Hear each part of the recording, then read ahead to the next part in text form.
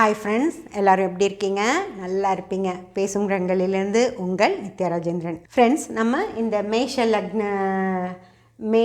லக்னத்துக்கு இந்த புத்தாண்டு பலன்கள் எப்படி இருக்கும் அப்படின்னு பார்த்துட்ருக்கோம் இல்லைங்களா? அதில் நம்ம இந்த கிரகங்கள் எல்லாமே பார்த்துட்டோம். இப்போ நம்ம கடைசியாக பார்க்க வேண்டியது ராகுவையும் புதனையும். ஓகேங்களா? இப்போது இந்த லக்னக்காரர்களுக்கு ராகு என்ன செய்யும் அப்படின்னு சொல்லி நம்ம பார்க்கலாம்.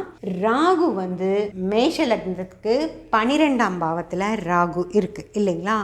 அது எப்போவுமே நல்லதே கிடையாது. ஏன்னா ராகு அப்படிங்கிறது ஒரு நம்மளை தேவையில்லாத விஷயங்களை செய்ய வைக்கிறதே ராகு தான். அதாவது நம்ம வாழ்க்கைக்கோ இல்லது நம்ம உடலுக்கோ அல்லது நம்ம உயிருக்கோ தேவையான விஷயங்கள் தான் நம்ம எப்போவும் செஞ்சிட்ருப்போம்.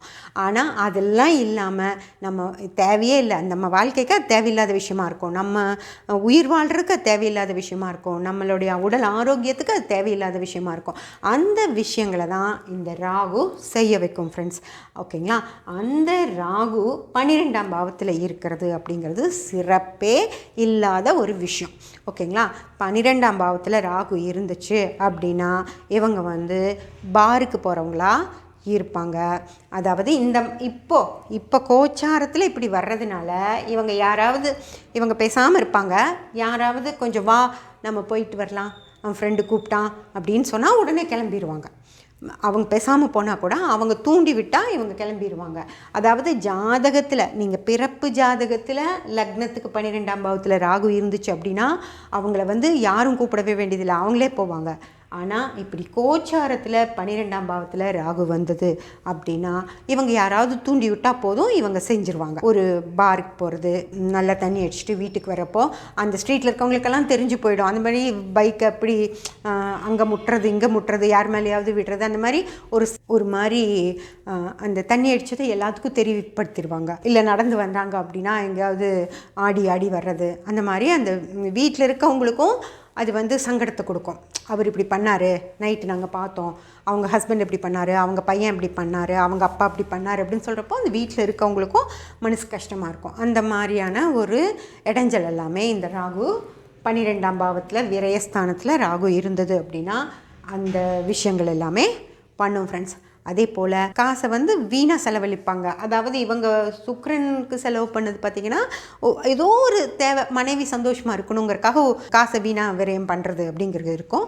ஒரு திடீர்னு நம்ம வீட்டுக்கு சித்தப்பா பசங்கள்லாம் வந்துட்டாங்க, குழந்தைங்கள்லாம் வந்திருக்காங்க, அதனால அவங்களுக்கு கூட்டிகிட்டு போய் அவங்களுக்கு பிடிச்சது வாங்கி கொடுக்குறதுங்கிறது கூட நம்ம அன்புக்கு பண்ணுற இன்வெஸ்ட்மெண்ட்டுன்னு நினச்சிக்கலாம்.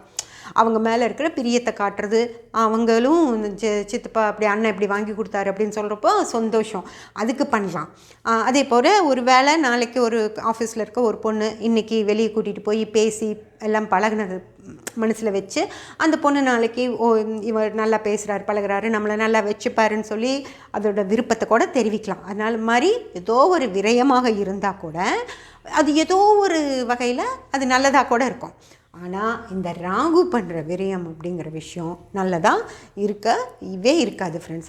அதாவது ஒரு ஃப்ரெண்டோட பைக்கை வாங்கிட்டு போய் கண்ணா பின்னான்னு ஓட்டி ஆக்சிடெண்ட் பண்ணுறது, அந்த ஆக்சிடெண்ட் பண்ணுறப்போ கூட அந்த ரோட்டில் இருக்க எல்லாருக்கும் தெரிகிற மாதிரி அடித்து தூக்கி அப்படி தான் நடக்கும் இவங்களுக்கு, ராகு இல்லையா? அதனால் ஏதாவது ஒரு சின்னதாக இவங்க ஒரு விஷயம் செஞ்சால் கூட அது மிக பெருசாக வெளியே தெரிஞ்சிடும். மேஷ லக்னத்துக்கு 12ஆம் பாவத்தில் விரைய ராகு அப்படி தான் பண்ணுவார் ஃப்ரெண்ட்ஸ். ராகு நிற்கிறது ராகு 50% வேலை பண்ணும், அது நின்ற சாரம் 50% வேலை செய்யும்னு சொன்னேன். அந்த ராகு நிற்கிறது எங்கே அப்படின்னு பார்த்தீங்கன்னா ரேவதி நட்சத்திரத்திலேயே தான் ராகுவும் நிற்கிறாரு. அப்போது ரேவதி நட்சத்திரோட அதிபதி புதன் அவரும் 12லேயே இருக்கார். அப்போ என்ன ஆகும்? ஒரு விரயம் இல்லாமல் டபுள் விரயம் நடக்கும். இவங்க ரொம்ப ரொம்ப ரொம்ப பத்திரமாக இருக்கணும். எந்த ஒரு அந்த போதை அப்படிங்கிற விஷயத்துக்கு போகவே கூடாது. அதாவது இந்த தண்ணி அடிக்கிறது, கஞ்சா அப்படின்னு அந்த மாதிரி போதை விஷயங்கள் எல்லாம் இருக்கும். கஞ்சா அப்படின்னு அந்த குடிக்கிறது, இந்த ரம்மு விஸ்கி அப்படியெல்லாம் சொல்லுவாங்க இல்லையா, அதெல்லாம் போதை. அது போக பெண் போதை, ஓகேங்களா? அது போக சாப்பாட்டு போதை, ஓகேங்களா? அந்த மாதிரி எந்த அடிக்ஷனும் இருக்கவே கூடாது. ஒரு சீட் விளையாடுறது அப்படிங்கிறது ஒரு போதை, ஒரு படம் பார்க்குறது அப்படிங்கிறது ஒரு போதை. இப்போது இவங்க வேலைக்கு இடைஞ்சலாம் படத்துக்கு போவாங்க, செகண்ட் ஷோ போவாங்க. அப்புறம் காலையில் எழுந்துச்சி ஆஃபீஸில் பிரச்சனையாகும். ஒரு 3 மணி 4 மணி வரைக்கும் ஃப்ரெண்ட்ஸோடு சேர்ந்து சீட் விளையாடுவாங்க. அதனால நான் அடுத்த நாள் காலையில் ஒரு ஒய்ஃபோட வெளியே போக வேண்டியிருக்கும், இல்லை ஆஃபீஸ்க்கு போக வேண்டியிருக்கும். அதெல்லாமே வந்து பிரச்சனைகளாகும். அதே போல் பெண் போதை அப்படிங்கிறது பயங்கரமான ஒரு பிரச்சனையில் கொண்டு போய் விட்டுரும். யாராவது ஒரு பொண்ணை பார்க்குறோம், பேசுகிறோம், பின்னாடி போகிறோம், இல்லை ஏதோ ஒன்று அந்த பொண்ணே உங்களை வாங்கன்னு சொல்லி நீங்கள் வீட்டுக்கு போனால் கூட அது மிகப்பெரிய பிரச்சனையாகிடும். அந்த மாதிரி அதே போல் இந்த தண்ணி அடிக்கிறது, இந்த போதை வஸ்துக்களாலேயும் பிரச்சனைகள் வரும் ஃப்ரெண்ட்ஸ். அதனால் இந்த ஜாதகர்கள் ரொம்ப ரொம்ப ரொம்ப கவனமாக இருக்க வேண்டிய, எந்த கிரகத்துக்கும் அவ்வளோ பிரச்சனை இல்லை, ராகு தான் மோசமாக இருக்கனால இந்த ஜாதகர்கள் ரொம்ப யோசிச்சு, ஆனால் இவங்க யோசிப்பாங்க. ஏன்னா சந்திரன் கேது அப்படிங்கிறதெல்லாம் வந்து இவங்களை யோசனை செய்ய வைக்கும். ஆனாலும் இவங்களையெல்லாம் மீறி ராகு அதனுடைய வேலையை காட்டும். அதனால் மிக கவனமாக இந்த ஒரு மாதம் இந்த லக்னக்காரர்கள் ராகு இங்கிருந்து நகர்ற வரைக்கும், ராகு வந்து உங்களுக்கு தெரியும் 1.5 வருஷம் இங்கே ஒரே கட்டத்தில் இருக்கும்.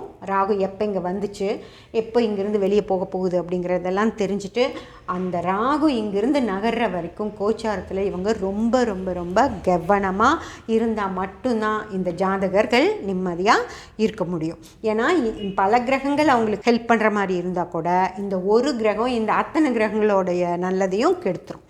ஓகேங்களா? அதனால் இந்த ராகு அப்படிங்கிற விஷயத்தில் ரொம்ப கவனமாக இருக்கணும் ஃப்ரெண்ட்ஸ். அடுத்து புதன். 12ஆம் பாவத்தில் இருக்குது அப்படிங்கிறப்போ இங்கே நான் சொன்னதெல்லாம் சரியாக தான் இருக்கும். மனோகாரகன், ஞானக்காரகன் எல்லாருமே இவங்களுக்கு வந்து நல்ல விஷயங்களை தான் எடுத்து சொல்லுவாங்க. ஆனால் இந்த புதன் அப்படிங்கிறது வந்து புத்திசாலித்தனம் அப்படின்னு சொல்கிறது, இந்த ஏட்டு படிப்பு அப்படின்னு சொல்கிறது. இவங்க வந்து தான் ரொம்ப படிச்சிருக்கோம், நான் 2 டிகிரி வாங்கினவன், என்கிட்ட நீ வந்து சொல்கிறியா, அதை பற்றி நான் அப்புறம் பார்த்துக்கலாம். இப்போ ஒரு இன்சூரன்ஸ் பண்ண சொல்லி சொல்கிறாங்க அப்படின்னு வச்சுக்கோங்களேன், அதை நான் அப்புறம் பார்த்துக்கிறேன், நீ சொல்லி நான் செய்கிறதா? ஏன்னா 12ஆம் பாவத்தில் இருக்க புதன். இந்த புதன் 3ஆம் பாவத்துலேயோ இல்லை 9ஆம் பாவத்துலேயோலாம் இருந்தால் இவங்க 2 பேரும் சொல்கிறத அப்படியே கேட்டு செஞ்சிடும். ஆனால் இந்த 12ஆம் பாவம் அப்படின்றது மோசமான ஒரு விரயஸ்தானம். அதில் புத்தி விரயம். இது எப்படி வாழ்க்கைக்கே விரயம் பண்ணுது, இது பணத்துக்கு விரயம் பண்ணுது, அந்த மாதிரி இது புத்தியவே விரயம் பண்ணிடும். எந்த ஒரு விஷயத்தையும் இவங்க சொன்னதும் கேட்கவே மாட்டாங்க. அவங்க சொல்கிறது, இது சூரியனெல்லாம் சில ஸ்ட்ராங்காக இருக்குது இல்லைங்களா, நான் சொல்கிறது தான் கேட்கணும். எடுத்து சொன்னால் கூட உன் வேலையை பார்த்துட்டு போ, எனக்கு யோசித்து நான் பண்ணிக்குவேன் அப்படின்னு சொல்லுவாங்க. ஆனால் அந்த பண்ண மாட்டாங்க. புரிஞ்சுக்கலாம்? அந்த மாதிரி இந்த புதன் வந்து இந்த இடத்துலேருந்து நகர்ற வரைக்கும் இவங்க வந்து அவ்வளவு சிறப்பாக எந்த வேலைகளையும் செய்ய மாட்டாங்க. ஓகே, சரி, புதன் தான் அப்படி இருக்குது. புதன் நின்ற சாரம் எப்படி இருக்குது அப்படின்னு பார்த்தீங்கன்னா, புதன் நின்ற சாரமும் ரேவதியே தான். ரேவதி நட்சத்திரத்திலேயே தான் இந்த 3 கிரகங்களுமே நிற்கிது. இந்த ரேவதி யார், ரேவதி நட்சத்திரத்தோட அதிபதி யார் அப்படின்னு பார்த்தீங்கன்னாலும் அதுவும் புதனே தான். ஸோ அந்த புதன் 12ஆம் பாவத்தில் தான் இருக்குது. இப்போ என்ன ஆகும், புதன் தான் ரொம்பவுமே கெட்டிருக்கு. அதாவது இப்போது இந்த ராகு வந்து பிரச்சனைகள் கொடுக்கும், குடிச்சிட்டு வருவாங்க, ஒரு தப்பான விஷயத்த பண்ணிடுவாங்க, ஒரு ஆக்சிடெண்ட் பண்ணிடுவாங்க, இல்லை ஏதாவது ஒரு நோய் கூட வரலாம், ராகு சம்மந்தப்பட்ட ஒரு நோய் வரலாம்.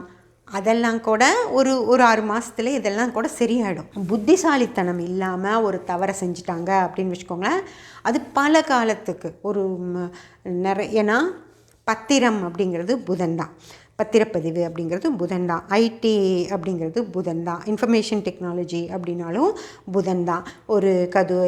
ஒரு வேலை, அதாவது கதை, கட்டுரை, இந்த விஷயங்கள் எல்லாமே புதன் தான். இப்போ இது சம்மந்தப்பட்ட ஒரு வேலை வருது அப்படின்னு வச்சுக்கோங்களேன், அதை யோசிக்காமல் இவங்க வேண்டான்னு சொல்லிட்டாங்கன்னு வச்சுக்கோங்க, இந்த நகர்வு வர்றதுக்குள்ளே பார்த்துக்கலாம் அப்படின்னு ஒரு ஏன்னா சூரியனெல்லாம் கெத்து காமிச்சிட்டு இருக்கனால ஏதோ ஒரு இதில் வேண்டான்னு சொல்லிட்டாங்கன்னா அந்த வாய்ப்பு திரும்பி வராமல் போயிடும். அதே போல் ஒரு பத்திரப்பதிவு அப்படிங்கிறது புதன்றதுனால ஏதோ ஒரு இடம் வாங்குகிறோம், ஏதோ ஒன்று பண்ணுறோன்னா அந்த இடத்துல தப்பாக ஒரு விஷயம் பண்ணிட்டா அது மிகப்பெரிய இஷ்யூவாக போயிடும். அதனால் அந்த மாதிரி மிகப்பெரிய வேலைகள் ஏதாவது செய்கிறப்போ இது வந்து எவ்வளோ 50% இது ஹெல்ப் பண்ணும், ஆனால் அதை இந்த புதன் வந்து 50% அழிக்கவும் செய்யும். அதனால் மிக மிக மிக மிக ஜாக்கிரதையாக இந்த கோளெல்லாம் நகர்வு ஏற்படுற வரைக்கும் இந்த லக்னக்காரர்கள் ரொம்ப ஜாக்கிரதையாக இருக்கணும். ஏன்னா புதன் அப்படிங்கிற நல்ல ஒரு புத்திசாலியான விஷயம் அங்கே கெட்டிருக்கு. ஓகேங்களா, முழுமையாக கெட்டிருக்கு. தானும் புதனும் 12ஆம் பாவத்திலே இருந்து